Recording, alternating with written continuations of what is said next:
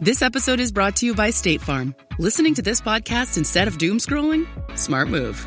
Another smart move? Getting help from one of State Farm's 19,000 local agents when you choose to bundle home and auto.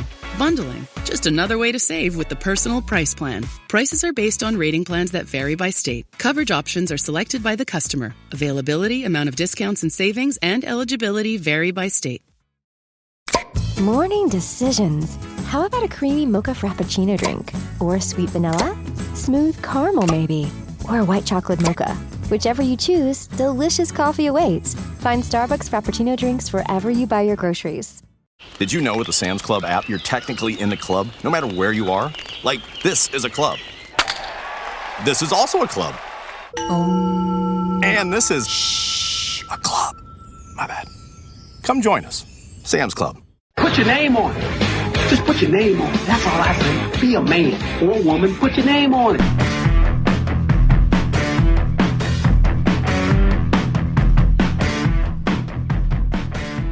My wife was just growing up. Their next door neighbor had a Pekingese named Poochie Snipes, which I've never forgotten. Poochie Snipes? Poochie Snipes. Cheers, big ears. And so, of course, I always go, like it's in a movie, Poochie wanted out. But for Poochie, there was only one way out, the dog door. He was a cop that broke the rules. Starring Cheers, George big ears. Hamilton and introducing Poochie Snipes. They say that's a kiss of death in movies and introducing. Introducing? Have you heard that before? Yeah. My buddy Jay sent me these from Tokyo, and I brought you some. Wow. Yeah. Let me tell you something. Baseball cards. And let me tell you something. They're Japanese baseball cards? Yeah. Yeah. How about that? There's nothing better than when you're acting on a set. Play along, Joe. And there's you're in like a bedroom or something, and the prop guy just decides this kid collects baseball cards. Yeah. 70s and 80s. Greg, thank you very much. You're welcome. I haven't looked at them, so I'm assuming it's all in Japanese. Oh my God! The only thing in English is this guy swallows. Oh yeah. That's what Yakult swallows. Yes. The only teams I really know are Terry Whitfield. I remembered left the Giants in the 70s, and he went to Seibu. And then there's the Lottie Orions, is it? And the Hiroshima Carp. Carp, yeah. There's a Ham Fighters. The Nippon Ham Fighters. Yeah. No, okay, we do know a bunch of teams. Yeah. There's 2 leagues, right? And then Nakamura and O played on the Yomiuri Giants. Mm-hmm. Who have the same logo as the San Francisco Giants. So yeah, well, the Dragons have the same logo as the Dodgers. Right. And this guy's name is Jason Vossler. It used to be like a random stray white guy, like a Kevin Bass. Right? Remember Kevin Bass? It'd just be some random guy would go to Japan and just make a lot of money. Tom Selleck. Tom Selleck in that great movie, Mr. Baseball. There was the Kevin Bass famously was a Gaijin who was going to break O's record that year. And they walked him a bunch of times the last couple days of the season. They really wouldn't let him do it. You don't have more hits than Sada Ara O. I know, like the Beastie Boys said. And then I knew a cat who was on the Dodgers, the Cardinals. And, I'm just blanking on his name, of course, but it'll come to me as we go along. Anyway, I met him at the Negro League Museum. In Kansas City. His claim to fame was... hold on. Where's the Negro League Museum? In Kansas City, yeah. And Bob Kendrick's the president, and it's really cool. His name was George. God damn it. It'll come to me. He gave me his book, George Altman. And George Altman played, and I don't think there's but 1 or 2 other players that did this. Little League, Babe Ruth League, Pony League, College, Minor League, Negro League, Major League, and Japanese League. So I don't know that there's another player who played in every single level. And he was a great, big, good-looking left-handed dude. And I was having a conversation in the van with Bill Russell, of all people. Wow. Who was working for the umpires at the time. This is about 4 or 5 years ago. Traitor. And I said, we're talking about Candlestick and shit and how rough it was at Candlestick. And all of a sudden from the back, and George Altman was probably about 75, 80 then, piped up and went, I liked Candlestick. And I said, yeah, you're a left-handed pull hitter when there was no covering in right field. And the wind blew out to right, and the wind blew in from center. So Mays hit 1,000,000 balls that I hope we're started or something. Yeah. I feel we should start.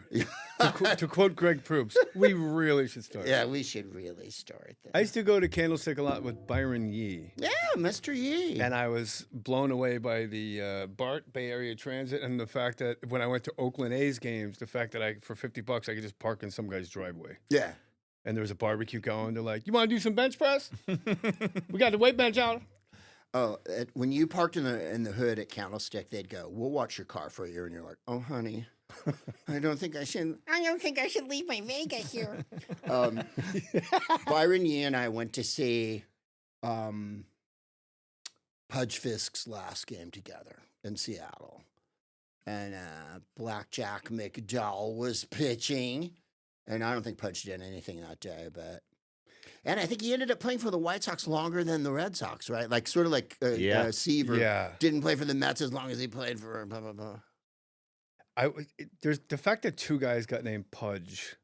It's right, such and a then great there's the nickname. second Pudge, yeah. But the second Pudge is probably the greatest, in my opinion, defensive. Superb. He's so good. Someone asked the question today: who was the last black catcher to start in the All-Star game? Charles Johnson. That's what I said, that's what the answer was. I don't think that was the answer. Because Charles Johnson was one of those great players. They don't let, the racism in baseball is, astonishing. And but I think it might have actually been Campanella or something. We might have to look it up. The San Francisco guys did a good job with the book Juicing the Game. Those journalists that uncovered Balco and everything. They're like, well, no conspiracy that big could ever be kept under wraps. And he's like, not letting black people play baseball was that was a pretty big one. Yeah. That wasn't really hidden.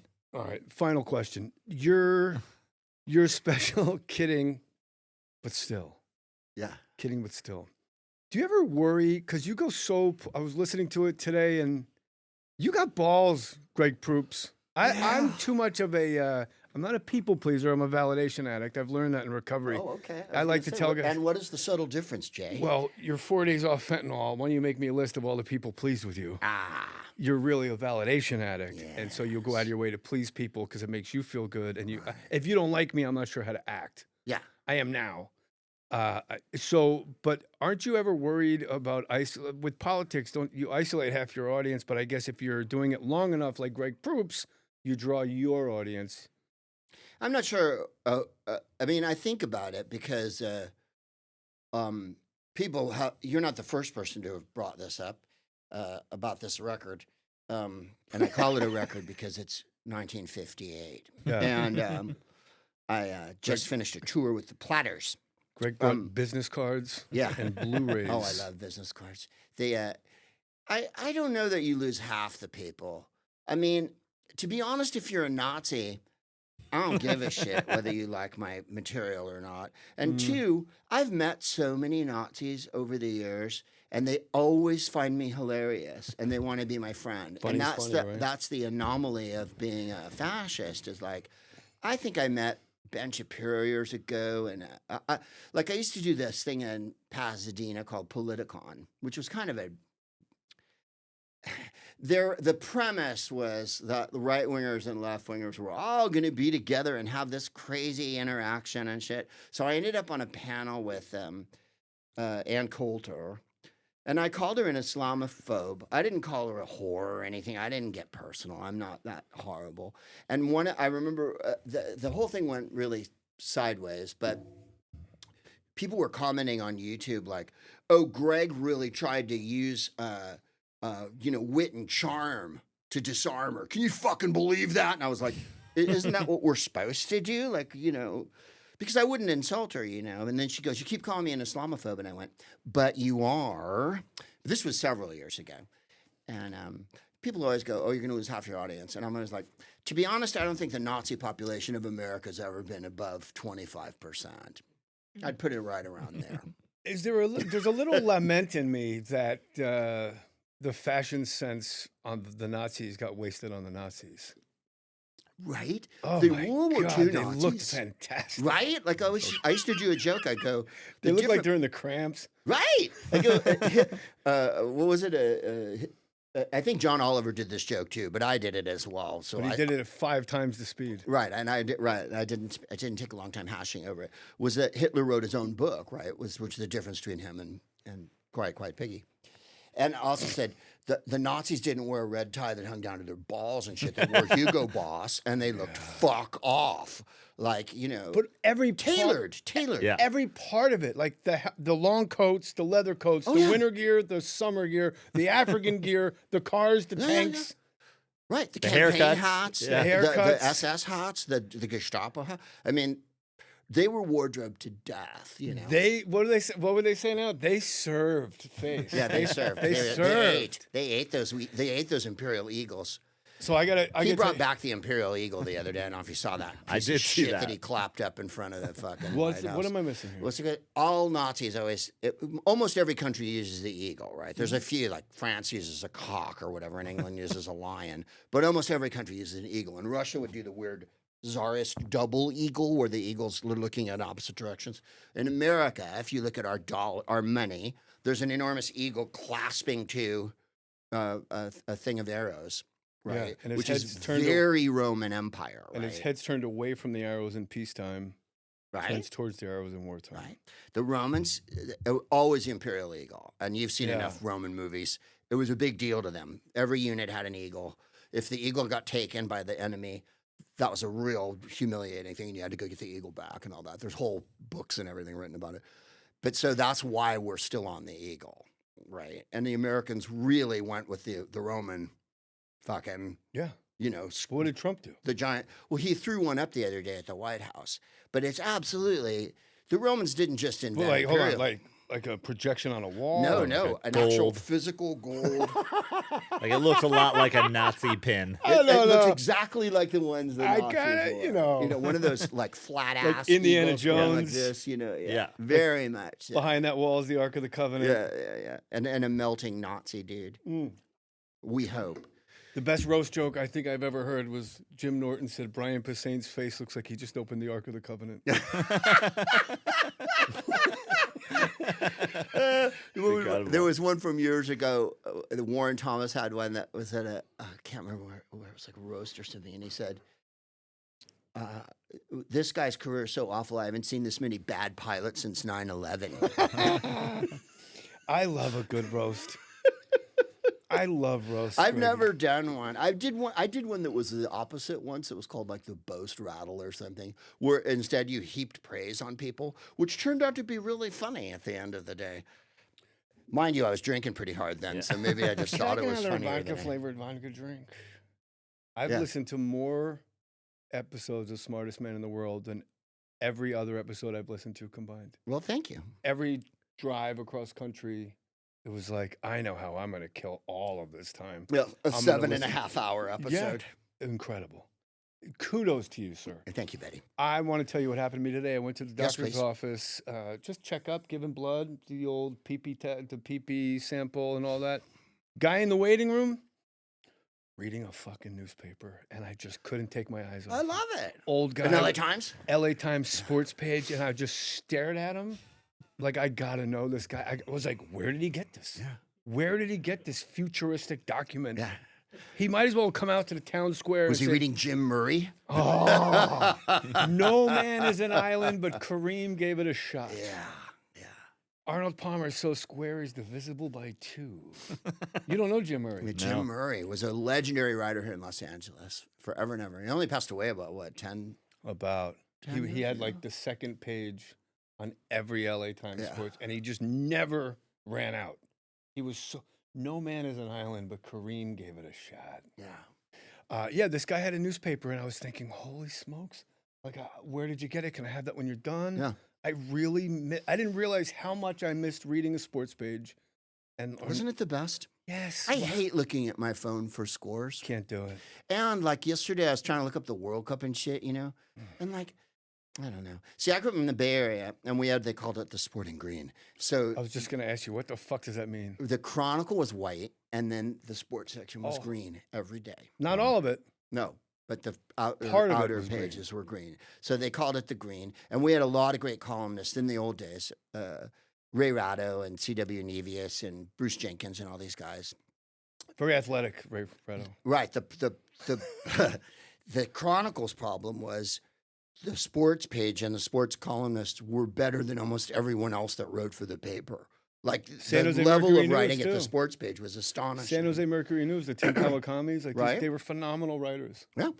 And now I don't even know if sports writing gets the same kind of love that it used to. I mean, there were people who really were superb writers that would happen to be sports writers or whatever. Ray, I see every once in a while. I haven't seen him about 2 or 3 years ago. And he wrote for the National when that was remember that baseball paper that was I was thinking about it the other day that now that you brought it up, how much I miss newspapers and getting up in the morning and reading, like on Sunday, of course, the big ass paper, where you just, I'm going to read the literary section. Removing sections, so it's easier to handle. And then throwing away 2.5 pounds of ads. Yeah. And then I'm going to read the book section. I'm going to read the cinema. I'm going to save this big book on architecture for later when I'm at the beach. Right?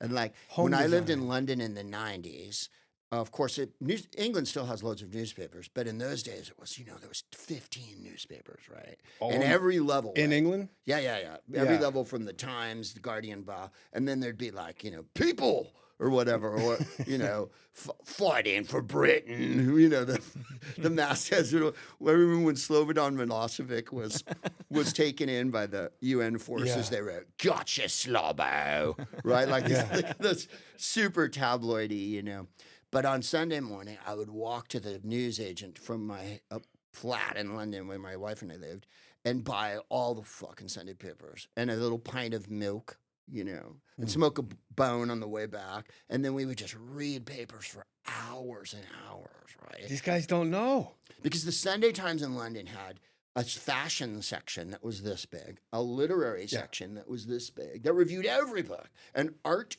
section, art. And like now you look at your phone and like there's some douchebag who goes, what I never liked? Fucking movies by Billy Wilder. I don't get it. And you're like, oh, fuck, I'm just going to kill myself. I'm just going to kill myself. You're an uninformed poltroon. I just used the word poltroon. And I'll write that one down. Right. I mean, like, the people have empowered themselves to be experts on shit now, and they don't know fuck all. And people used to complain in the old days. They go, what is the purpose of a critic? And it's like, well, criticism is there to indicate when people are being horrible and that maybe they should get their fucking game up. But you have to have good critics. Yeah. Literate critics that know we were talking about sports writers. If Jim Murray said someone was an asshole, you knew they're pretty much an asshole. If Jim Murray said this guy wasn't playing up to his potential, that might be the truth. Yeah. As opposed to just, I don't fucking like the Milwaukee team. Herp, herp, herp. 10 most disappointing draft picks by the Lakers. Right. Slideshow starts here. Yeah, right. 40 clicks later, you're on number 8. Listen, we live in a world. We talked about LeBron James the last time I was here. Like the idea that guy is like regularly criticized. Can you believe this? Everything that's wrong with the internet. That maybe he's not the greatest player and one of the most magnanimous off the field, an insane leader who's had to put up with unbelievable bullshit. Who, LeBron? Yeah, like I think I'm he's not aware of this LeBron magnanimousism. He gives to charity, builds schools and stuff like that. Good. So, he's a good guy. I got to ask you a question, Greg. Yes, Jay Mohr. I put this up on Instagram because do you have any idea which country has the most savage national anthem lyrics? Lyrics? I was stunned at the results. No, please. Is it going to be Cabo Verde or something? Or? Any guesses? Well, the French Marseillaise has some really nasty lyrics to it. They're about killing people and Proops was killing the underclass and this is wiping what you need out to the know if you're in poor show and, like, business. you Greg never Proops- listen to the lyrics of the Marseillaise. Greg Proops never disappoints. So let's go to the French. It's pretty nasty. Yeah, it is. But the fact that it's written by the French is okay. Let's go, children. It sounds like it's Germany. Let's go, children of the fatherland. Mm-hmm. The day of glory has arrived. Against us, tyranny's bloody flag is raised. In the countryside, do you hear the roaring of these soldiers? They come right to our arms to slit the throats of our sons and friends. And then, may impure blood water our fields. Impure blood. Like that. Talk about the Third Reich. Yeah. Holy shit, France. And when was this written? I'm assuming 1986. No, I don't know. I mean, it's the most stirring anthem because it has a great melody. It has like it's like a Christian song. It's got 11 verses to it. Well, our anthem has 8 or 10 verses, and the 4th or 5th one is about the slave and the thing. Oh, this horde of slaves, traders, plotting kings. What do they want? Yeah. Oh, what Rhetorical emotion. questions in your anthem are And then they fun. keep yelling, "What?" Yeah. Like Little John. What? They're like little what? These foreign troops would make laws in our home. What? These mercenary phalanxes. What? They would bring down our proud warriors. What?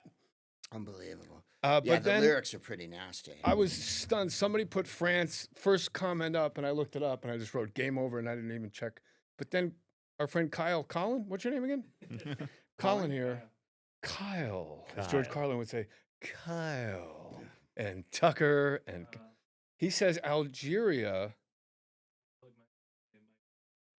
I don't know. You're the tech guy.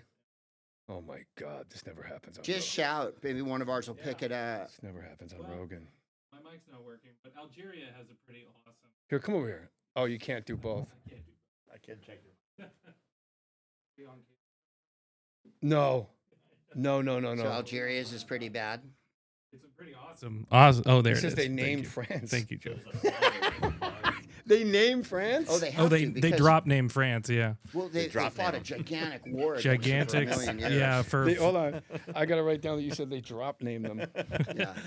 We got poltroon and drop name. Yeah, drop name. We swear by the lightning that destroys, by the streams of generous blood being shed, by the bright flags that wave, flying proudly on the high mountains, that we are in revolt, whether to live or to die. We are determined that Algeria should live. Be our witness, be our witness, be our witness. We are soldiers for the sake of justice. We revolted, and our independence we waged war. When we spoke, nobody listened to us. So we have taken the noise of gunpowder as our rhythm and the sound of machine guns as our melody. We are determined that Algeria should live. Be our witness. O France, that time of reproof is over, and we have closed it as a book is closed. O France, this is the day of reckoning, so prepare to receive from us our answer, and our revolution is the end of empty talk. We are determined that Algeria should live. Be our witness. Wow. Okay, that's big words for people that let Rommel, Montgomery, and Eisenhower use their entire country like somebody's backyard at a barbecue. Yeah, right. Tobruk. Didn't we just have every country in World War II Pretty much. just pretty much fighting through Algeria? Mm-hmm. I'm looking at fucking the Italian guy like he knows. Yeah, they fought all the way. Well, you They- should know. they They're lost- all in Libya They lost twice. and Ethiopia. They switched sides. Yeah, they Oh, poor Ethiopia. That is hardcore. But Now, you've seen the movie Casablanca, right? Oh, of course. And then, of course, the most stirring scene in the movie, the one that makes everybody cry, and the genius of the picture itself is that they didn't use the American national anthem because they're in Free France when they play the Marseillaise and everybody gets up and sings it. And then you see Yvonne, who you know is a kind of a coquette or whatever, to use a mild term, when she sings and the tears are running down her face, the gypsy girl, they do a close-up of everybody. And then they show our hero, Rick. Well, Rick, but the husband, Victor Laszlo, in his white suit, right? Because he's the one who gets him to play the Marseillaise, play it. And the band leader looks over, and there's a cutaway of Bogey, so that he doesn't overact it. It's a cutaway that's been taken from somewhere else, and he just goes to the band. He nods at the band, and they play it. So there's a close-up of Ilsa, of Ingrid Bergman, and first she looks at him with that, "Oh my God, I adore you. You're so noble." And then there's another close-up later in it where she's looking at it, and I'm like, "Oh, fuck."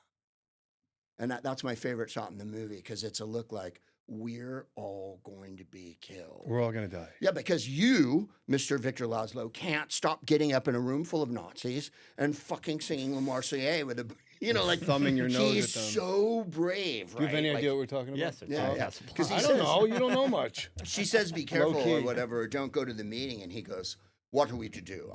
I'll carry on," and blah, blah, blah. Like, he has a million speeches where he just goes, "I don't care." It really is Game of Thrones before Game of Thrones. Yeah. And he talks about being in a concentration camp, like, over and over and over again and shit. My two favorite lines are, "Rick, you despise me, don't you?" He goes, "No, I just..." I suppose if I gave it any thought, I would. And then occupation. Yeah, I'm a drunkard. Occupation. Which makes Rick a citizen of the world. And my favorite, the other line when he's reading the thing, the Nazi gives him the book. We have a dossier on you. And he starts to read the Nazi's dossier and he goes, "Are my eyes really brown?" That line is fucking great. It's an incredible to the Nazis. movie. Are my eyes really? And then the Nazi goes, "Don't worry, we won't noise it all around. We want what? We won't noise it around." Oh wow. He actually uses the American phrase, "We won't noise it." It Very really 40s. is an astoundingly great movie. It Which works is on news every to level. no one. But look, there's a lot of people that aren't in the Greg Proops Cinema Club. What is it called? The film club. The film club. I'm highbrow. I like to say cinema. The cinema club. But Pictures. my listeners may not have seen Casablanca. Do No, a lot yourselves of people haven't favor. seen it. And the thing about old, like you get to people that don't like black and white movies or they can't handle anything old. And it's like, that movie's really exciting. One, it's clippy. It just moves right along. Yeah. At no point, first of all, the first time you see it, you don't even know what the plot is. You've Yeah, I'm lost not the sure. plot. It's a lot like Game of Thrones. I'm like, I gotta watch Exactly. this again. I don't know who is this House of Lannister? What's happening? Right. By the third reel, you're like, what are the letters? You know, it's very confusing, like what's going on. Yeah. And things move so quickly, and people keep changing sides, and and there's sex in it, and romance, and like violence, and so it really has a lot of great, and the dialogue. Also, the other thing I think that pushes it along is everyone's hip and sophisticated. Yeah. No one acts creepy and like. People order champagne cocktails and they light cigarettes, and they carry on living in this world, even though it's absolutely. The Nazis come in the first reel and go, "We're taking over." It's almost. I mean, they let you know right Yeah. away, like It's almost pre-cabaret. right, Yeah. right. It's I feel that so motif of like, I feel so smart right now. But Well, not. you know. Listen, you did one of my dream things, and it has nothing to do with acting. which or- is, you were on Jeopardy. oh yeah, oh kittens. But you weren't on. Were you on Celebrity Jeopardy No, or Jeopardy? I was on Proper regular Jeopardy when I was like 24, and I ate shit on the last question, and Is I the still whole wake up game screaming. the buzzer? Yeah, yeah. And it's all about with Jeopardy and Ben Stein Money, all those kind of shows. There's a light, and the light's on the board, right? So you're watching the board. Like I won Rock and Roll Jeopardy. I beat Graham Nash. Hooray. And, but if you buzz in too early, you're locked out. Who was on this podcast once? Really? Really? Yeah, he was cool as Oh hell. my God, Graham Nash is so cool and so good looking. Like you're like, Yeah. are you kidding? It's like, could you be my dad? Can I switch you out? Right? And I said to him, here's a good Graham Nash. We're in the green room, and I said something like the typical asshole I am. I'm like, you think you're big because I have a couple of your records or something? And he went, only a couple? And then he goes,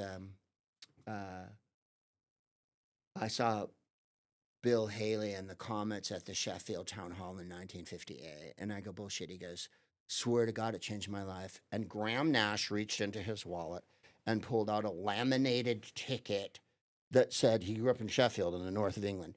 Sheffield Town Hall, Bill Haley and the Comets from the 50s. And that was his show he went to, and he went, that was the show that, rock and roll. Like, I'm going to be in a band. Like, maybe, I don't know, the Hollies, and then Crosby, Stills, and that. Like, Yeah. But you think, well, everybody started somewhere, right? He was probably 15. Because Dylan told that story, like, years ago on the Grammys where he went, I went to see Buddy Holly at Duluth when I was a 15-year-old, and man, he looked at me. What's Dylan's problem? Right? What's his deal? Well, lately, I think he's just happy because he's like, 80-something? He looks actually better now Yeah. performing than he did through all of the 80s and 90s Yeah. bullshit. And by the way, He works out, by the way. He's like a boxer type. He's really thin. you could probably whoop our ass, I'm sure. Well, come on, Greg. with the cigarettes and the heroin and all that, but hey. Was he a heroin guy? I I remember he had his own channel on Sirius XM. remember that? That was the best part of Dylan I ever heard. Right? He would sing song every intro. Coming up next, a man is no stranger to wildflowers. It's Tom Petty, but don't let this man break your heart. You know what? I'm taking it back. What's wrong with Bob Dylan? Nothing. So Flan at Largo told me this story. Oh wait, years so ago. Jeopardy. Oh yeah, Jeopardy. Yeah, this so is the light best. comes on, You're the and so you fucking can't best. get locked out. If you buzz too early and the light isn't on, you're locked out, and you can't buzz again until they clear it. Right. So everybody has a chance to buzz before you because yours is locked. So you sometimes you'll see them on TV go like this, Yeah. and that's what they're doing. They're I just thought they were jacking buzzing. off. That's too late.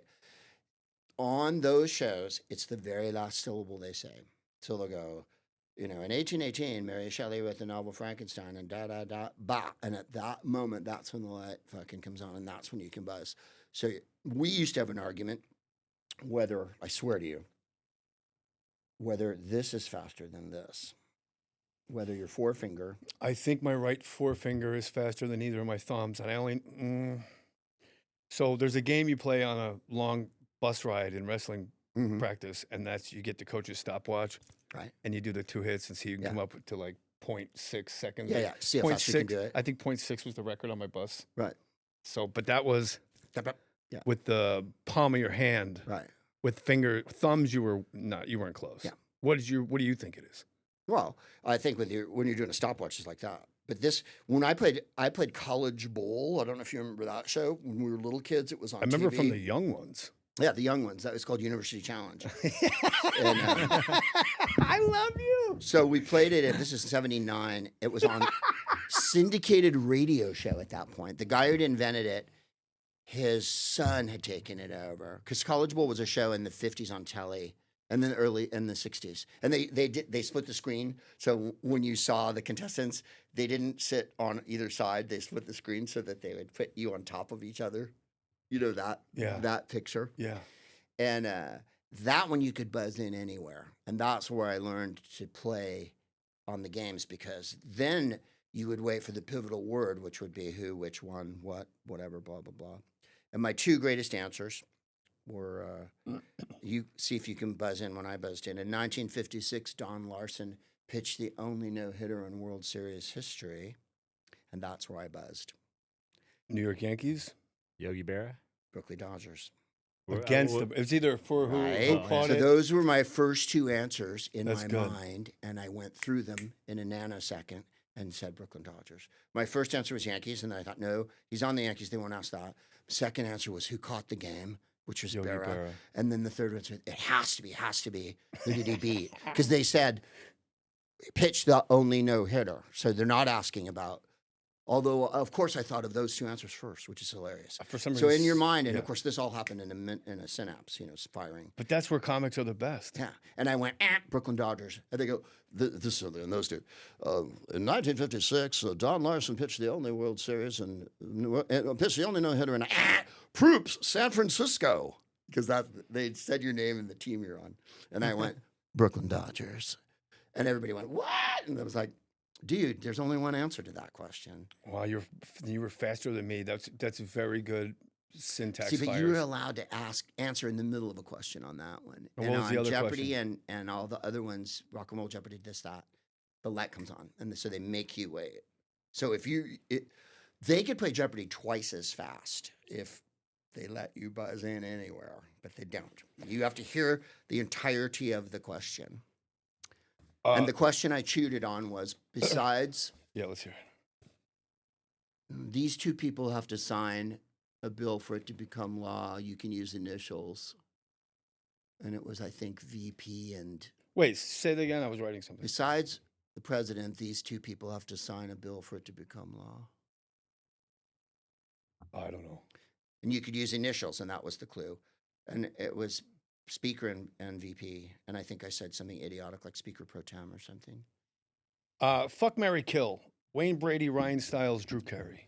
Oh, well, you always marry Drew Carey because he's really cuddly.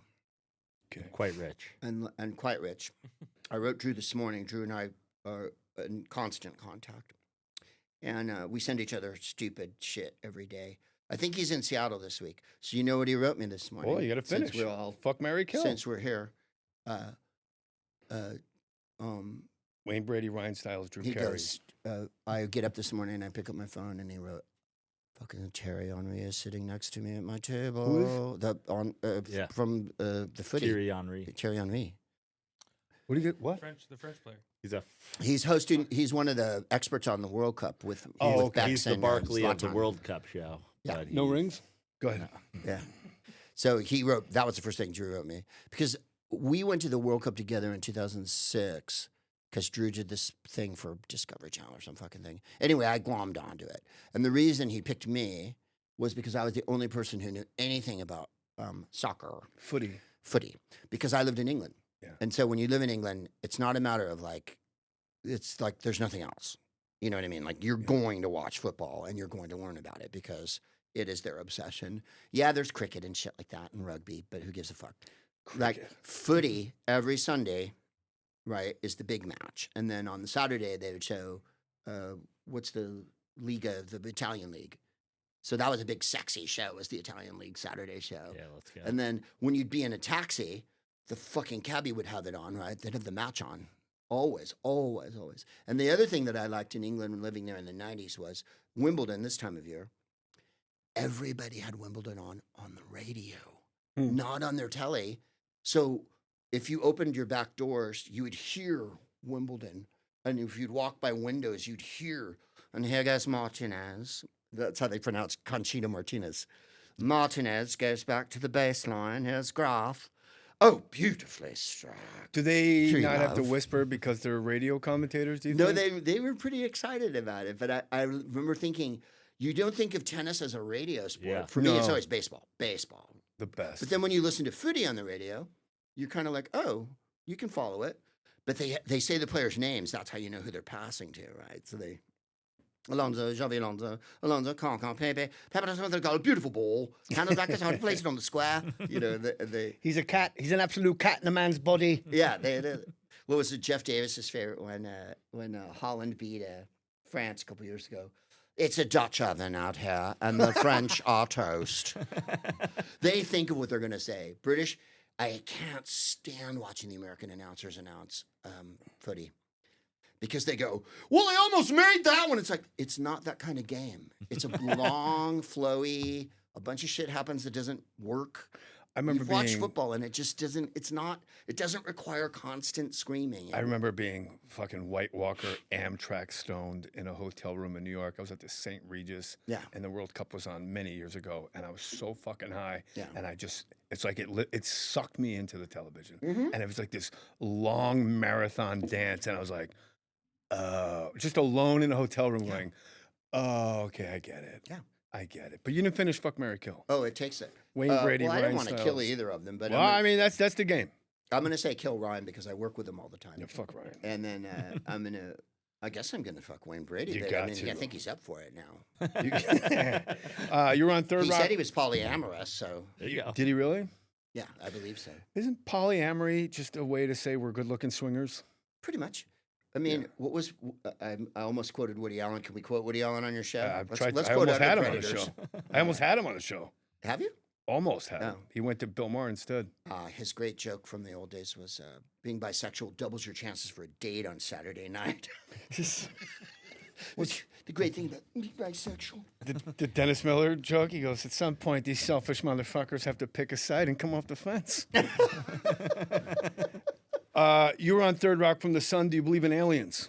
I'm pretty sure I've seen a UFO, Okay. but I don't necessarily subscribe. Like, for instance, this nonsense that's going on now where they keep releasing tapes and shit like that.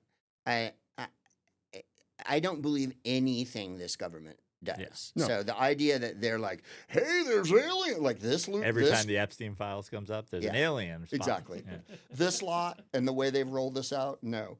Now, if you ever interview Dave Foley, he absolutely believes it and he will back it up. And I've had this discussion with David. One day we were on the road together and I said, just tell me why, and explain it to me. So he has a lot, and he knew a bunch of astronauts. He's met them, he's talked to them, and he claims that they've all seen them and this and that. So Well, David's real, and David's a bright guy. He's like extraordinarily acute about history and politics and whatnot. He's not someone that I dismiss his opinion. So if David believes in it, Rick Overton's nuts about it. yeah, but Rick Overton's, Nuts. another person who's, well, he's crazy, but he's also highly intelligent and, Yeah, and and astonishingly well versed. He's one of those human pot guys. When you're around him, you just start smiling and giggling. Yeah, He's like a good vibe guy. Yeah. But when he was on the podcast, he was showing me just pictures of clouds on his phone. Like, see right there? See how that makes a triangle? And it was just, I wasn't seeing what he was seeing.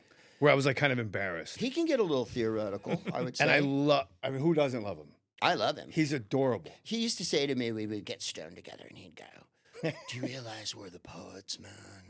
We're the ones who are, it's up to us to express what this world is about. And I thought, I need this, Yeah. I need First of all, I admired him so much when I was a younger comic, now that I'm an ancient comic. And I would have to go on after him at that. Remember the old Santa Monica Improv? Well, that's where I did Evening at the Improv. Right? So I did one there too.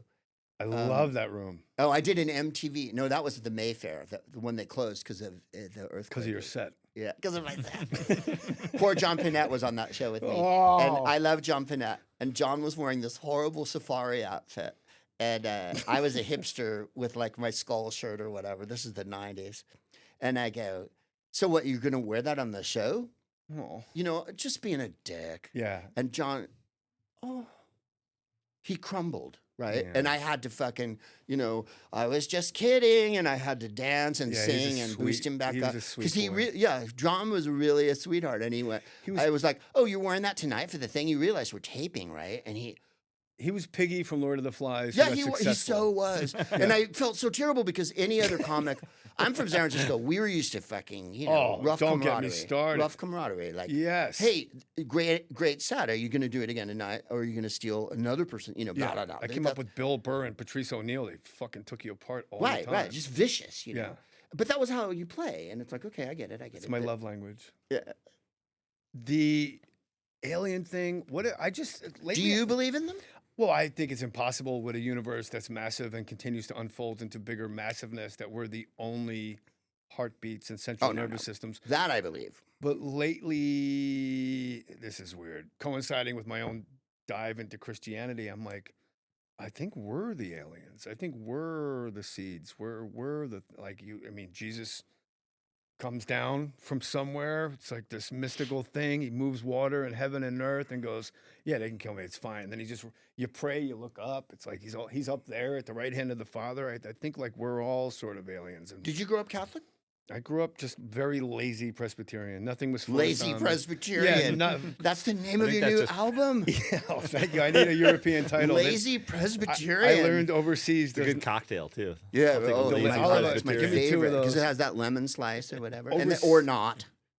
Lemon rind, just a rind. Yeah, just a rind. Overseas, they don't like anything rehab related for sales because it was packing for rehab. My special that I just recorded. Oh, really? So I had to come up with an alternate title. So Lazy Presbyterian might be the way to go. It's pretty. I mean, I like it, but I think like maybe we're the aliens. Yeah. Well, possibly. I mean, but if you believe in Jesus, then what about all the other prophets? I guess you have to really believe in his singularity.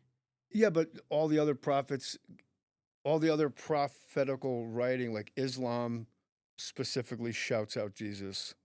Totally. And Abraham and Moses. Something happened. There was some massive shit going down, and it's been reported 200. It's like if we started writing the Revolutionary War now. Yeah. Like now we put pen to paper about the Revolutionary War. But this isn't about me and my Christianity, Greg. This is about the fact that you did a Christmas. Marry, or kill. You did a Christmas special. You did an album live from Musso and Frank's. I want you to name. You can include Musso and Frank's if you wish. For the listener, give me 5 absolute Hollywood institutions. Oh, well, I would start with Musso's, I think, because number one. It's Jesus. my favorite. No matter what you say, don't say Derek Jeter, Ronjo. Don't say Derek Jeter. Well, I'll tell you after. Go ahead. Sorry, that'll be our next thing. Go ahead. Sorry. Is one of your LA No. institutions? Just my bad. We'll get to it next. I would think Pink's hot dogs. Ooh. Maybe. Well, people might say Bordner's and shit, but what? Or even Shay J out in Santa Monica. Ooh, I like Shay J. But for me, the institutions, I like. What's institution mean? Like you have to go frequent? Is there commerce commerce like the place involved? that really emblemizes LA. Like the Hollywood sign, Hollywood Boulevard. Hollywood Boulevard. That's not an institution. That's an address, right? Right. It's something you look at. No, I think Mucho's is more of an institution because one, it's been there since there right has to be after commerce. Yeah. Right? No. Santa Monica Pier. Santa Monica Pier's an institution. Okay, I'll put that down for you. Did I name enough? Oh, Dodger Stadium. Oh, number one. Yeah, I mean, I think it's the situation on that yard. And how about so the Improv's beautiful. podcast room? The way they put it there was horrible. But Thank you. Yeah. what were you going to say? The Improv's podcast room. How come every comedy club? The Comedy Stores podcast. Every comedy club gets this bright idea, like we're gonna do pod. I've been on the road and been to 12-step houses where the second floor was just for podcasts. I'm like, you guys realize this what the second A stands for, right? So I'm watching anonymous. I'm watching a British mystery show the other night with my wife, and one of the assholes on it's a podcaster. And then I don't know if you watched, there was a Dexter that took place, and it was the Frozen, sequel to Dexter or whatever. Excuse me, where they brought Dexter back, where he's the mass murderer, but now he lives in the woods or whatever. And the evil person on that was a podcaster. And I said to Jennifer, we've gone from when we started doing this to like, podcasters are just generally evil assholes on every fictional thing now. Yeah.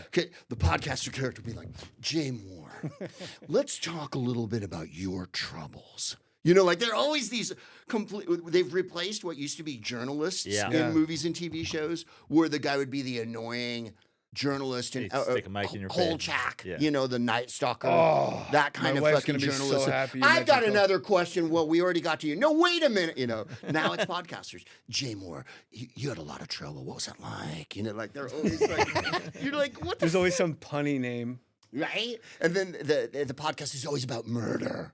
Or some crime, true crime. Or conspiracy, Yeah, and then they'll go, in 1954 in Los Angeles at a reservoir. No one knew then what was going to happen by the end of that night. And you're like, fuck off. Introducing Taco Bell's new jalapeno citrus salsa. With bright citrus, real red jalapenos, guajillo chiles. Usually, you add sauce to the food, but when the sauce is this good, the food is just there to get the sauce to your mouth. That rolled quesadilla, not a rolled quesadilla anymore. Now it's a sauce shovel. Taco Bell's jalapeno citrus salsa. Get it with any item on the Cantina chicken menu while it's here. At participating U.S. Taco Bell locations for a limited time only. While supplies last. Contact store for availability.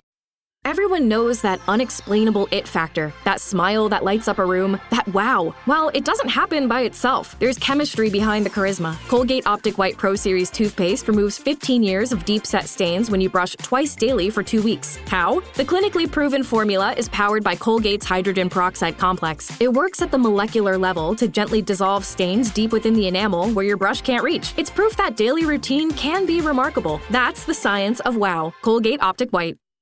Greg, I'm sorry it's hotter than a blacksmith's asshole in here. It is fucking hot in here. How come your air conditioning broke? It's just 10 years old. Oh, so I'm getting a new one Thursday. You want to come back?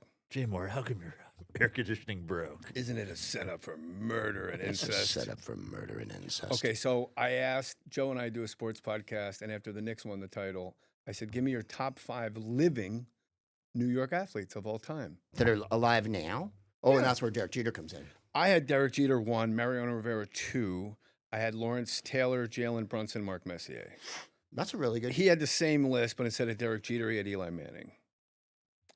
Or any which of the can't clown Eli Manning. And my thing was each of those guys were from a different championship squad. So I had 2 Giants, Lawrence Taylor and Eli Manning, but separate. Mariano Rivera, Derek Jeter, same team. And I knew I had to pick one from the 90s Yankees. I took Mariano Rivera and not Derek Jeter. You're sugarcoating the whole point of this, the fact that you just went on a 20-minute tirade about I think how Derek Jeter is the an most overrated baseball player. Oh, you were going to... I knew this was coming. Yeah. He just doesn't know. I had a feeling. But why do people think that Derek Jeter's overrated when he was really... Maybe he's not the greatest shortstop of all time, or even in the top 4 greatest shortstops. But he was an outstanding player on that team. Absolutely. And if I had to... And I'll go even further. Is Eli Manning a top 4 quarterback of all time? No. If I had to build a team, and with all the great players on that team, A-Rod and Tex, and who was the fucking center? Who was the center fielder? Bernie Williams. As good as you can be without being in the Hall of Fame. Bernie, right? Like, he was a superb player. Paul O'Neill, Jorge Tim Posada. Raines, Jorge Posada, Andy Pettit, that team Roger had Clemens, so many David great, Cohn, Cecil Fielder, Ruben Sierra. But if you were going to ask me to start the team, I'd pick Jeter. Jeter would be the first player I'd pick because he's so bad defensively, Joe. He made a play in the 2001 playoffs, was it, against Oakland? Mm-hmm. When he went into the fifth where he came behind the dish, and he had no business being there. Yeah. And he threw, who was it? It was what's his name's brother. The flip. He took out Jason Giambi. It was Jason Giambi. It wasn't Jerry Giambi. Yeah. It was Jeremy Jamby. It was Jeremy Jamby, not Jason. Who didn't know, but- slide and was still safe. What was Jason Jamby's quote? Walk through on Jimmy Jack. That was their philosophy. They were good at it. Yeah. What did you just say? Well, I said Jeremy Jamby didn't slide and was still safe. But, we didn't have... He didn't slide, and he should have slid. But then again, But I was watching an Instagram the other day, and Barry Bonds was saying that he thought Deion Sanders might be, like, in some ways, the greatest athlete of all time. He said, one, he was a terrific football player. Yeah. And secondly, he goes, you didn't play baseball enough. He goes, we were at a game. He's talking about being in a game. And he goes, he hit a dribbler past the pitcher into center and then was standing on third. And Barry Bonds went, I went into the clubhouse and made them play it back for me because I was watching and didn't see it. He said he just hit one that went into center. And he goes, Deion Sanders, he goes, and this is what you have to love about Barry.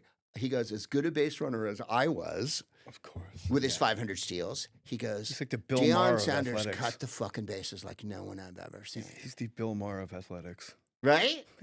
Let me improve myself here. But I mean, I never thought that, and I watched Barry for 100 years. He could be an indifferent fielder, and he won 1 million Gold Gloves, which was weird to me because I remember watching him in the 90s. Jeter won 5, by the way. Yeah. Joe. Gold Gloves Jeter are won a lot. sort of a fraud. Now, Jeter didn't hit 350, and Jeter didn't have 30 home runs. Right. But he's the only Yankee with 3,000 hits. Well, I was going to say, but he had more hits than Babe Ruth or Lou Gehrig, so...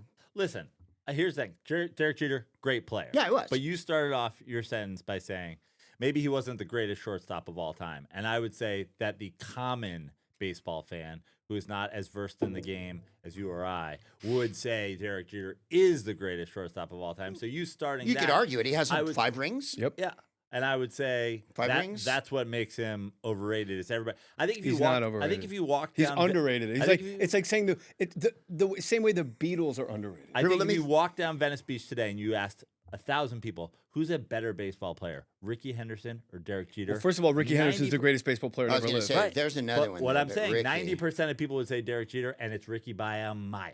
So here's, you were telling me the Ricky one last time, and I was telling it to Jennifer, and then I was watching another ball player talk about Ricky, and I can't remember who it was.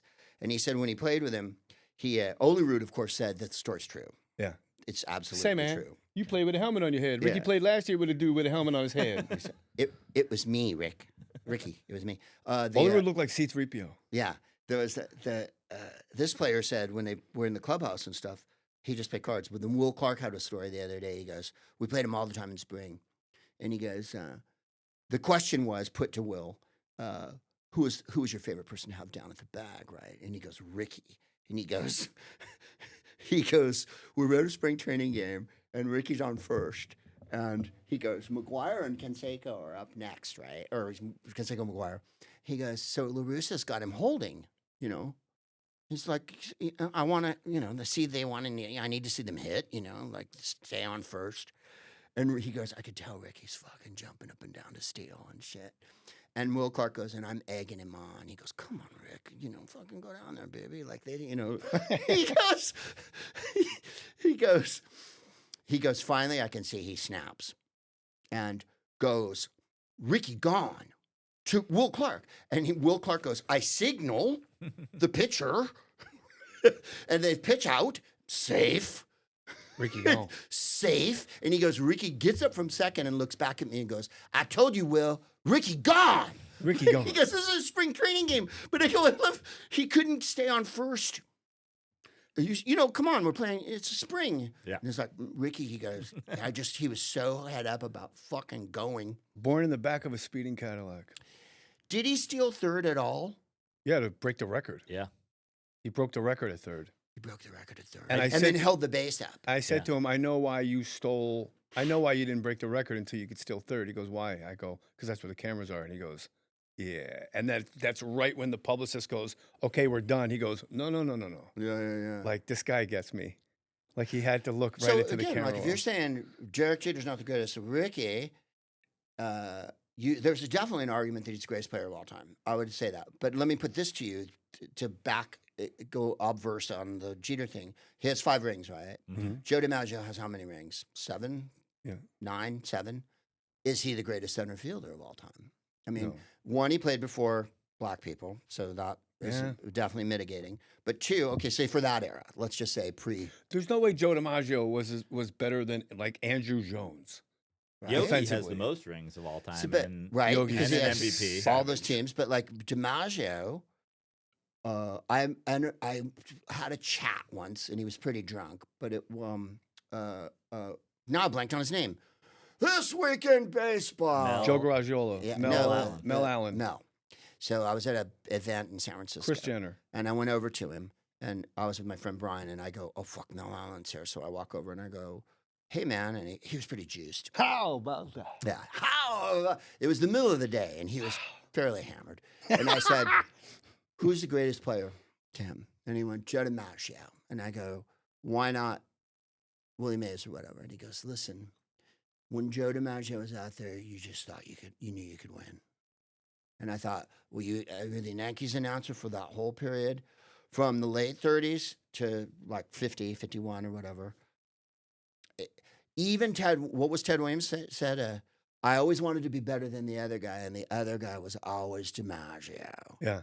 And like Ted Williams could crash the ball. He had more home runs than DiMaggio, more RBIs than DiMaggio, had a better batting average than DiMaggio. DiMaggio had 369 homers, 361 strikeouts. That's ridiculous. Hello. He never struck out 50 times in a season. Ever, ever, ever, ever. I mean, you know, like. You know who's underrated? Stan Musial. Stan, and what did Bill, I'm not a big Bill James fan, but Bill James said, Stan Musial was one player that I can think of that came out of the box on a dead run. Yeah. Like Stan Musial never loafed to first. And what did, who was it, Red? Barber. Yeah, said, because Stan Musial stood in the back of the batter's box, that he was sneaking around the corner was his batting stance. Because he did, home run hitter, by the way. Yeah. But he stood like that and then bang, right? Because Ruth did this, and sometimes you see it in the movies. Two steps. Two steps. Like a softballer. Yeah, like that. Boom. And then Ruth said that he took his grip from Joe Jackson. Because Joe Jackson held the bat, Cobb, and then held it down there, or split it, bat control. But Joe Jackson swung for power, doubles and triples. So down the end of the fucking knob. And they were talking about a 38. Yeah, fucking so ounce, like Reggie Jackson, And Michael never learned to hit. Right. Don't ever So, block. I mean, I'm not saying Joe DiMaggio is better than Time Willie out. Mays. Don't ever block my close-up. Oh, sorry. Then stand up on my ass right. That part we like. Do you know the Mantle Maris slump story? So Mantle and Roger Maris is in like the worst slump of his career, and it's really fucking him up. And he goes up to Mickey Mantle and goes, "Why'd you change your stance?" And he just snaps at Mantle because they batted 3-4. He goes, "Why'd you change your stance?" And Mantle goes, "What are you talking about? I didn't change my stance." He goes, "No, you changed your stance. It's fucking me up." And Mantle goes, "No, I didn't." He goes, "No, you don't understand. Every time you bat lefty, I put my feet where your feet are. And your feet are different." And so they're both kind of slumping, and then Mantle went back to the old stance, and they got like. Can you imagine putting your feet in Mickey Mantle's feet? Right there, because you can see where he just stood. Yeah, unbelievable. Yeah, Maris is a little underrated. Now I wouldn't say he's the greatest. Should be in the Hall of Fame or anything like that. Of course not, but he should be two-time MVP. Well, what I was going to say to you before when you said shut up. Two-time MVP should get. No, go ahead. Sorry. Well, I was going to say about DiMaggio and Jeter and like, isn't it interesting that the Yankees, who have always had all the money to spend, they just get the most clutch guys that win all the, these guys are so clutch and they deliver all these championships. Isn't it maybe the reverse? They just happen to be Yankees. Before you answer, he's a Mets fan. So just know you're dealing with a mental patient. I mean, they had the money. But happy Bobby Bonilla Day. But my point is, I think you put Willie Mays on the Yankees and Joe DiMaggio on the Giants. Willie Mays would have been the clutch guy who won all the championships. Willie Mays would have been Joe DiMaggio. He would have had 5 rings, 7 rings. Exactly. No Willie question. Mays, if you I put would take Henry Willie- Aaron on the Yankees, he would have been the greatest player of all time. No one would even be talking about anyone else. Yeah, He would have had 825 home runs. If I got a baseball guy here, it'd be all set. Like, I'm not a baseball guy. But Hank Aaron is the best player of all time. Yeah. Like, people don't realize he had almost fucking 4,000 hits. Yeah. They only know about the home runs. Yeah. No batting gloves. And batted 300 for the career and had more at-bats and more games than anyone. And was afraid of being shot from the balcony at all times. Well, now, Bob Kendrick, who is the president of the Negro League Museum, that's his favorite ball player. He's from Georgia. What's not to love? And my favorite's Willie, of course. You know what he said after his 755th? Yeah. He just, to this day, I don't know how my mom got at home plate. Yeah. Oh, really? That's what he said? Just as she was standing there. He's rounding third. He's like, what? Yeah. Mom? Do you see that guy on Instagram? There's a photographer that takes pictures of game-winning home runs, and it's all the guys at home plate, and he goes, this is what it looks like when you go to heaven. Oh, just a guy rounding third, everybody going, my God, we win again. So there's two great ones. When Williams hits a home run in the 46 All-Star game to win the game, DiMaggio's on base. So he hits the tater, and there's film of it, like, film, because it's 40s. And he lopes. There's a famous, as he rounds first, he jumps in the air because it's Ted Williams. Then he gets to the plate, and the film's still running. And Joe is waiting for him, right? Because Joe was on first for that homer.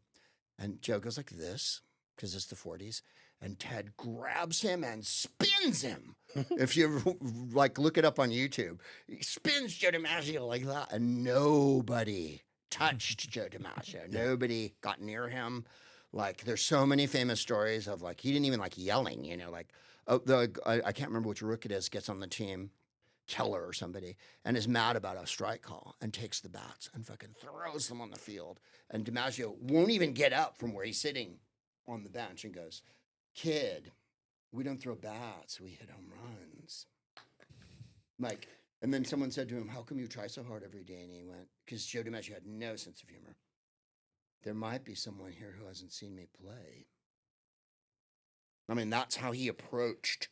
When David Wells got mad at Ricky Ledee for dropping a fly ball and went like this, it was Derek Jeter who went out to the pitcher's mound and said, we don't do that shit here. Right? It was Derek Jeter. That's very Derek Yankee, Jeter's though. second year in the league, and David Wells, an old crafty veteran, he just, the Jeter hate is insane. It's not, see, that's my thing. I don't hate it. I think he's a wonderful baseball player, an all-time great. He's a winner. He was a winner. But he's also... I agree with you there. I also think he's... If he played for the Philadelphia Phillies or the San Diego Padres, he wouldn't have the rings and he wouldn't have But he wouldn't the be Trey Turner. He'd still be Derek Jeter. Right. If Gary Templeton had been a Yankee, Gary Templeton would have had 3 rings. Yeah, Gary Templeton could fucking play. Yeah, dude. Excellent player. Let me tell you something. Just name random. Anybody. If Roger Metzger... If Andy Stankiewicz... Wait, he did play for the Yankees. Yeah. Stanley. Very nice. Yeah. If Oil Can Boyd pitched for the Yankees, he'd have 3. Tell Greg, the Mets shortstop, you would rather have over Derek Jeter. Francisco Lindor. Okay. No, that's not how you really feel. I moved your mic closer. I don't want to get into it. Oh, so can we talk about eyeglasses for a second? Yes, please. Because I see it with your drops. I just got contact lenses. Oh. Lens, singular. Left one is a reader, and your brain does, because I'm farsighted, and your brain figures it out. It's very cool. Right. It's like having progressives or transitions. One of those. Your brain does the work. Transitions when they change color. Yeah, so progressives is like having trifocals. Yeah, quadfocals, which I'm wearing right now. No one told me putting a fucking contact lens in was going to be an Olympic sport. Yeah. I tried to put one in. Huh? It's horrible. You have to. I'm poking my iris hole, my pupil hole. How come you only have one? Because I'm farsighted. I'm just going to say the same thing again, so I don't want you to think I'm being a dick. I'm farsighted, so we put a reading lens in my left eye. Okay. And then your brain just does the work. Oh, so your right eye just... So my right eye sees far, my left eye... So when I read, it's exceptional. And when I look up, it's like I'm at the bottom of a very clean swimming pool. Yeah. So before you got here, like this on my eyeball. Ow. And it's just on my finger. Ow. I don't know. Like, what's the trick to getting a fucking... I don't know. This is the worst podcast ever. I tried them once and I never liked them, so I just went back to wearing glasses always. But I've had loads of surgery on my eyes. And really? Yeah, I've had glaucoma surgery and... Oh my God. With all the weed you smoked? Right? It doesn't... by the way, I've been conducting an experiment on that and the control group of smoking weed, whether glaucoma is eased by it, and the answer is no. Since 1976, I've been conducting this experiment, and it Never doesn't a do day off. anything to alleviate. Will you tell the story about getting weed in England Yeah. from your album? Uh, Kidding. I but was still walking that down the everybody street should buy. after dinner with my wife, and I was smoking a bone, and a dude rode by on like a Vespa electrified bicycle, and he stopped and he pulled back, and I like, what's this? Why is he stopping? And then he goes, "Oh, I see you're smoking weed." I'm like, "Yeah." He goes, "I sell weed, mate," and he gives me his business card, right? And he goes, "Next time you're in London, just ring me and I deliver, you know."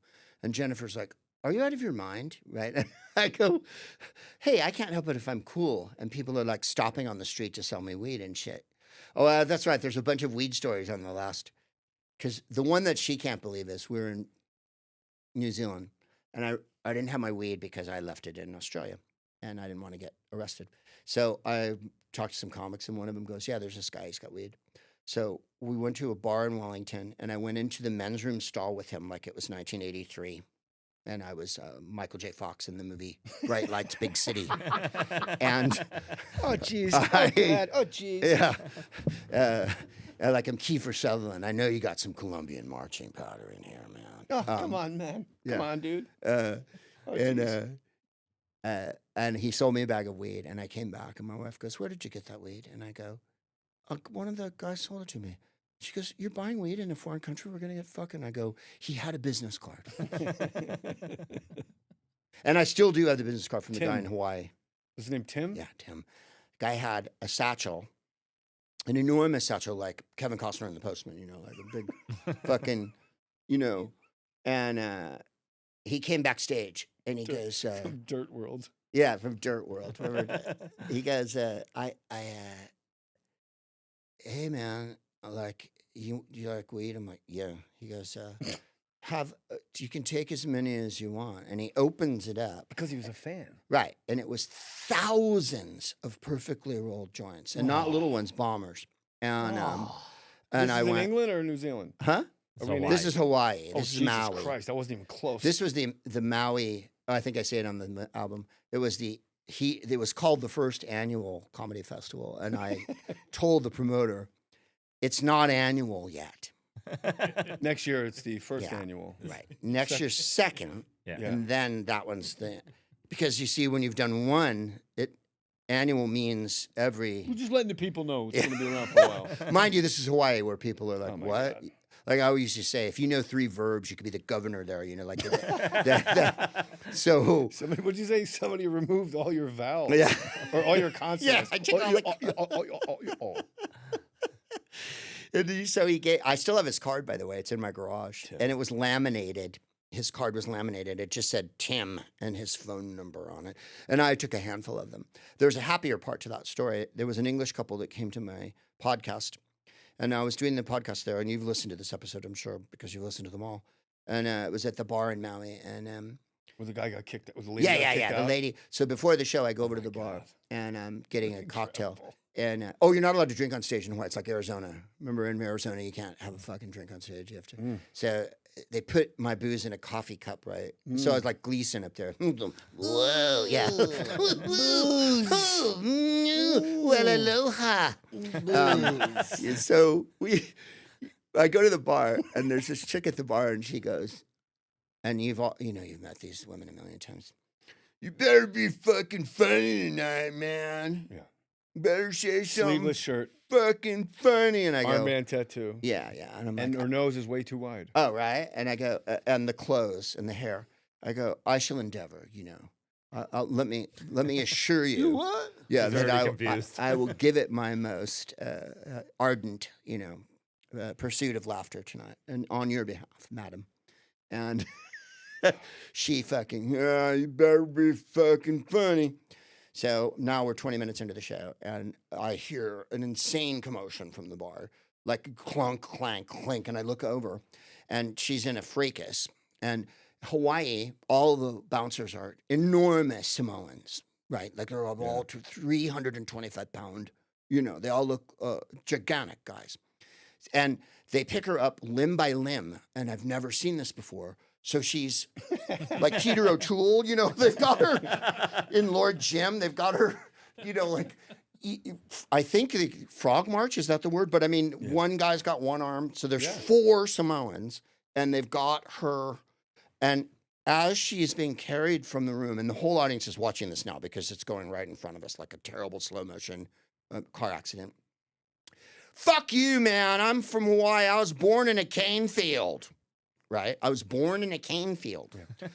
And so they throw her out. It's one of the best episodes of podcast. Yeah, and of course I said, listen, I was born in a cocaine field. Then I look out the window because the windows are open in the venue, and there she is. And I go, by the way, ladies and gentlemen, this isn't Dayton, Ohio in February. You've thrown someone out into paradise. It's October 30th in Maui. We're 300 feet from the beach. We're 50 feet from a bar that's on the beach. Like, I go, this isn't punishment. But you can still hear her. And you can hear her out there, fuck you, man. You fucking assholes. So now the shift finishes. We go down to get the car. And the valet, I go, did you see a drunk woman out? Before I can finish, he goes, she's here every goddamn night. So it wasn't me. She lived at that bar. So the British couple, there were stairs to come up, and the guy was in a wheelchair. And even with the 4 giant bouncers, no one thought to carry him. They just went, because it's Hawaii, oh, no, you can't come in, you know. Which, of course, you'd never do in California, right? Like, you'd carry the guy. Yeah, you have to have, but, the building was old.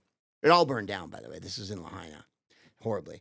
Anyway, so they go, we weren't able to come to your show. I saw them in another show. And I go, well, I'm sorry to hear that. I go, do you have any weed? And they go, no, we haven't been able to find any weed. And I go, you're in luck. I just saw Tim. So I fucking gave them a shit ton of his joints, and they were, it was like a Christmas carol. They cried. And so there was a happy ending to that story. Then me and Eddie Pepitone were doing the set list. Eddie, oh my God. You know the set list, right? I've never been better. I've never been happier. I've never been exactly where God wants me to be than when I'm doing the set list show. Right? I was born for it. See, I love that show. I love it. There's so many comics who really freak the fuck out. And I've watched great comics. Just keep talking. Right. I've watched really great comics that I thought were superb. I gaslight the audience so hard they fucking forget what I'm talking about. Right? I do a page out of what you do. Yeah. When I fuck up a word, I go, that's a different thing. I'll get to that in a minute. Right. I just keep going. Yeah. I do that all the time. So I've learned a lot from you. See, right? For real.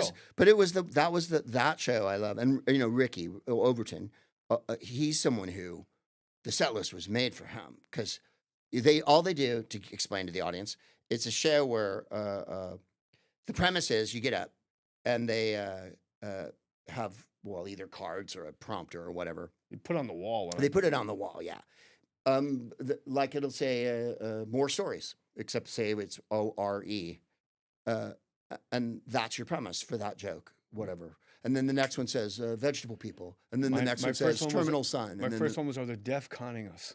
What was it? Are the deaf conning us? Are the deaf that's hilarious. Yeah, I was like, okay, I'm in. Right? And then the last one, they give you initials. Yeah. They give you an acronym. Yeah, an acronym. And mine was DERP, D-E-R-P. Yeah. And I just spoke until did everybody really participate came to my mind. But the crowd was, I spoke so long that by the time I said, did everybody really participate, they didn't realize. They forgot that it was. They forgot I hit it. Yeah. And I just was like, it was like a TED Talk. Yeah. They have to bring it back. Yeah. Well, so that was it. I have to watch you do a set list show. Well, I always enjoyed before it. Joe dies. And sometimes I'd go like, this one I'm going to do like a Shakespeare play, or this one I'm going to do a short story, or this one I'm going to do a scene. Like comics get so caught up and they think, oh, it's got to be this way. And it's like, it's an improv. Yeah. So it literally, you could sing, you could do anything you want. And I would start him and fuck it up or shit, like get the premise wrong or whatever at the beginning. And I go, okay, take 2. And just start at the beginning again. Yeah, the only rule is you can't look at it and repeat it like, Jesus Christ, what? Like, you can't complain. I think that's the only rule. So it'd be like cannibal soup or something, and you just go from there.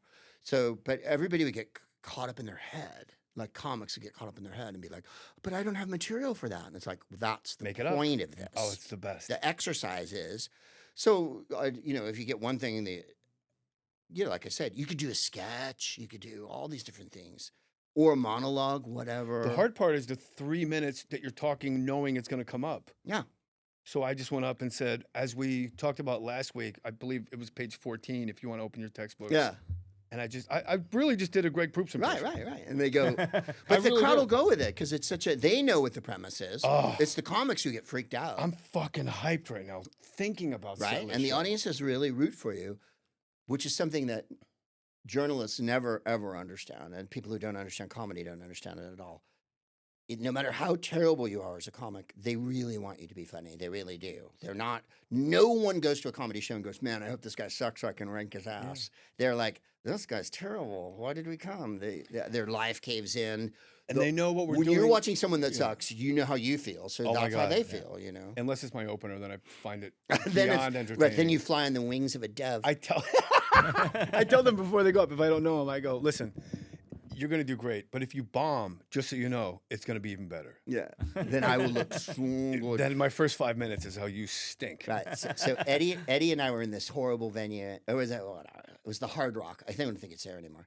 And we were doing the set list, and there was a cat in the front row, and he was completely janky on what they call in Hawaii ice, what we would call methamphetamine. And so he had a baseball cap on and a rock chain and a wife beater. And he was standing up and doing the Arsenio, after everybody's joke.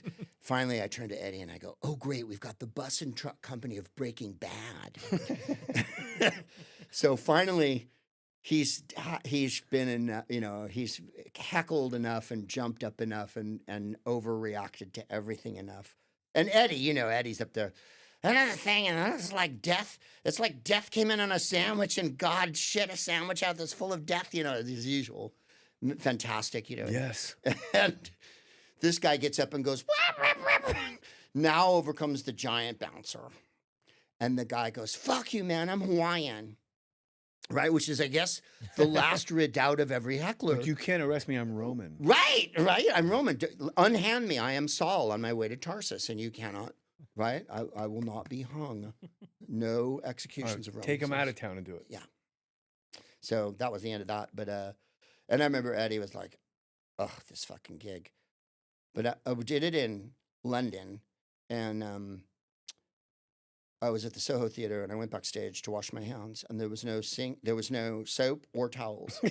And I remember saying to one of the other comics there, and I was probably 50-something at that gig, I went, one day I'm going to do a gig and there's going to be soap and towels backstage. I'm just like, that day will come when I'll be Jackie Mason and I can really lather up, and have a nice fluffy towel instead of, oh yeah, well, we had a lot of shows in this weekend, so, that's why they're still sick all over the floor then and shot everywhere. Then there's clubs that go the other way. Like you go to the Comedy Magic Club and use the restroom, there's a fucking hairdryer above the toilet. Right, and a mouthwash. Yeah. You're like, oh, nice. Oh, no, I've played some nice ones where there's like, where you steal stuff. Yeah. Little shampoos and whatever. Or they have a comb and whatnot. Kidding But Still is the album that everybody's going to buy. Oh, yeah. We covered Poltroon. Kyle said that Algeria drop named France, which if you're a UFC fan, drop name is a phenomenal move. Victor Laszlo. And I want to know, Stan, the baseball greats, and let's close. How would you like your funeral to go? Greg? Oh, if you could choose how your funeral goes.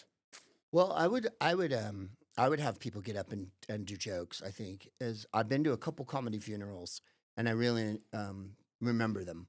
I don't know if the word enjoy is right, but like you laugh at a funeral, you really laugh. Like you laugh at a comedy club. Have you been asked to do jokes at a funeral? Yeah. I just got asked yesterday. It works. A 95-year-old People really are guy. ready for it. You think it's a bad audience, but it's a great audience. This is the only joke I had to turn it down because I don't think of one joke is when Richie died, it was horrible news. And I'm pretty sure we all had the same thought. Why couldn't it have been Roy? Yeah. Like some other guy. But that guy's going to die next. Right. So no. So everybody goes up and roasts you. My next door neighbor passed away, and he was 100. He was like 95. And we went to the funeral, and I didn't know I was going to speak. But finally they were like, why don't you get up and say something, Greg? So I got up, and I did a few minutes on him. Yeah. My next door neighbor had a cannon in the backyard on blocks. And one 4th of July, he calls me on the phone and goes, Greg, come over. I want you to help me set the cannon off, right? His neighbor was Bon Scott. Right? Right? And so I go over and I go, okay, Herman, what are we doing? And he goes, I don't have a funnel for the gunpowder, so you're going to have to use your hand. And I don't know if you've ever put gunpowder in your hand, but it's like India ink, right? Oh, it's wow. black, and Okay. it makes everything. So I take the powder and I put it in the touch hole. And this is a cannon on a block. And he goes, we're not going to use a cannonball because it's too dangerous. So I'm like, well, thank goodness sanity has prevailed. And then he goes, we're going to take a newspaper and wad it up. I go, Herman, where are we aiming this? He goes, at them. They built an extension and I hate them, right, to the back door neighbors. So I wad up a piece of the LA Times and put it in the thing, set the touch hole off, right, and bam, the thing like flies. He shoots a wad of fucking flaming newspaper at the There neighbors. goes Jim right? Murray. Yeah, it's just the greatest. So I told that story at the funeral, and everybody. Herman's the one that died? Yeah, and the rabbi got up and goes, well, who got the cannon? Right? I don't know who got the. I think his all I son care might have about. got the cannon. Was so Herman was. I know a guy that killed himself a month ago, and I was like, who gets that golden retriever? Right, because I want it. Right? Didn't Hunter Thompson have his ashes shot out of a cannon? Yeah, a whole big, gigantic, like fireworks cannon type show. So the rabbi at this funeral goes, he was 96. What, he was going to live forever? I swear to you. He didn't go. It's so sad or whatever. The kids were there. The kids were, 100. As one, I met Jonathan Winters once, and he goes, I'm quite old. My children are elderly. But he goes, what, he was going to live forever? And I'm like, shouldn't this be more like, solemn? Yeah.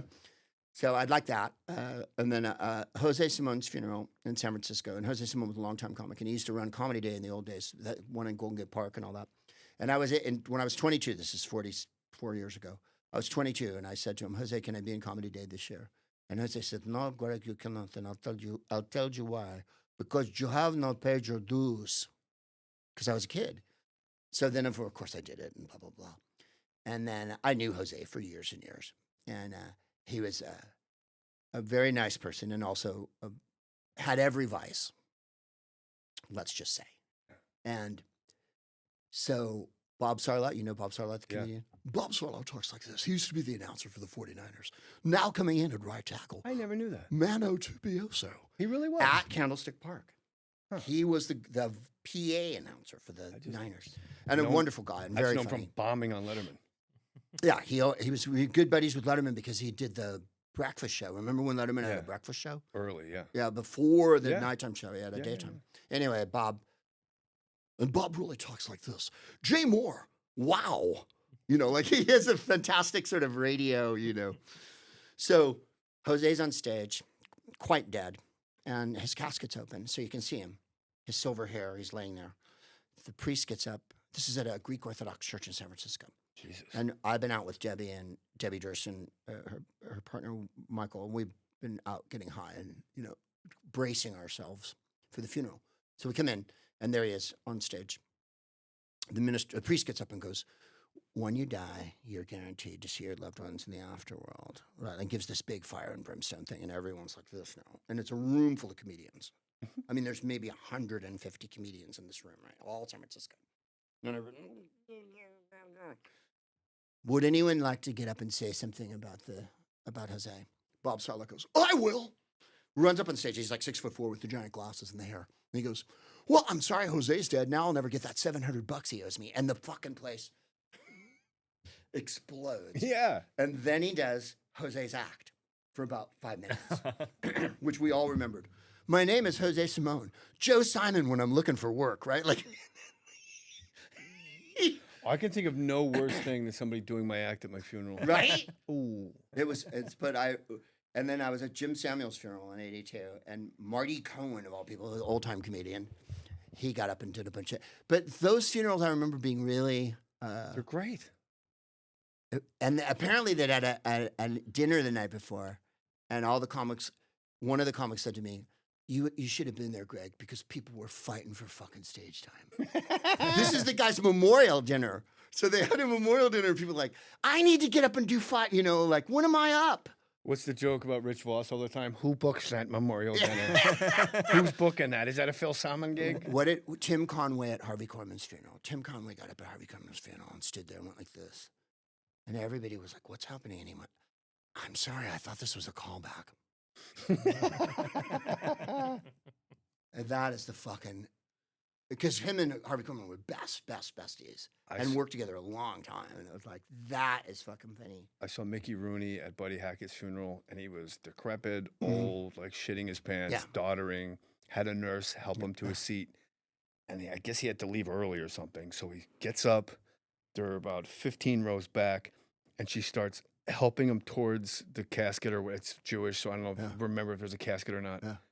And he kind of like shoves the nurse to the side, and he walks. And it was like watching early man, like that chart. He got more upright. And by the time he closed from me to Kyle, like the last 10 feet to the casket, he was standing perfectly straight. And he goes, and he fucking walked away like a man. I've never seen anything like that. Like, get off me. Yeah. I'm all right. He was like, and then he just drooling. He went from like Larry Flint to... So it was all an act is what you're saying? Yes. No, I've heard that about a bunch of different people going on stage and shit. I think there should be music and a party. That's what I would like at my funeral. I don't really want it to be like, you know, gnashing of teeth and rending of garments or whatever. I think it should be fun. You know what the gnashing of teeth was? Pastor Rob Bell told me this on this podcast. Go on. The fire is because it was the town dump. And they lit trash on fire, and the gnashing of teeth is the dogs fighting over... Really? There is no hell in the Bible. Right. It's like, turn your lives around, you're going to live in the fucking dump.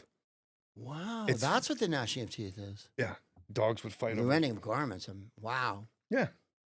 But I'm so 3 days later, I want you to come by my house, and if the door's not open, you know, just wait, because I'll be out.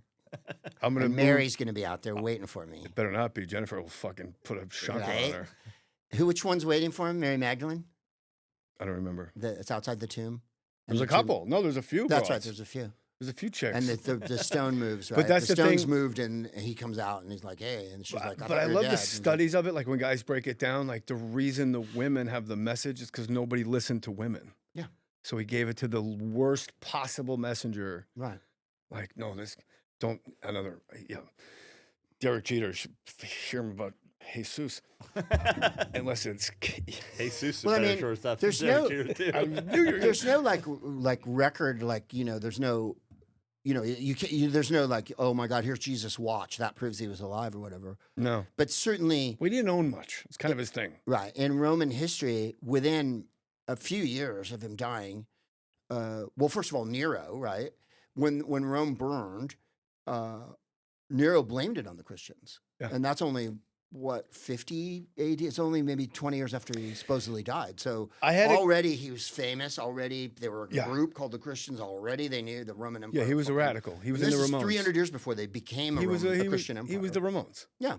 Yeah. I had a guy say the life of the apostles proves something crazy went down. Like 11 out of 12 guys were murdered willfully. Like, you're not going to get me to change my story, bro. You can fucking pin me to that wall. So do you believe that there were women apostles too and they wrote them out? Yes. Yeah. Yeah. That seems pretty evident. Yeah. Of course. Yeah. And he was a rabbi, we're presuming. He was no, it's the historical text was he was a rabbi. Yeah. I didn't even know if he was a real guy. We were talking about it a couple months ago with Dan St. Germain. But there was rabbis that would walk by my house every day when I lived Palisades when you came the first time. Yeah. And I'm like, can I ask you guys a question? They're like, And I said, was Jesus a real guy? And they went, oh, yeah. Like they had reverence on their walk to, they go, oh, yeah, he was a problem. He was a problem. He was a problem. He was a problem. He was a troublemaker. So there's 2 books I'm going to recommend you. Get my pen out. Christopher Mohr's Lamb. Is that the guy that wrote the book about the guy whose death? It's like there's a baby pram on the cover. Oh, no, I don't. He might have. I'll show you upstairs when you come upstairs. Christopher Mohr wrote a lot of books of practical demon keeping. And when I feed you enchiladas upstairs. He's very funny, Christopher Mohr. Yeah. He wrote a book called Lamb. And Lamb is, I'll just give you the premise of the book in 2 lines, like we're pitching it. An angel's conjured back up out of the ether or the dust and sent back to earth. And Jesus' best friend is resurrected, and they're put in New York City in a hotel room together so that he can write his book of the Bible. And it's the book of Biff, right? Biff is Jesus' best friend. And this is the part I think you'd like.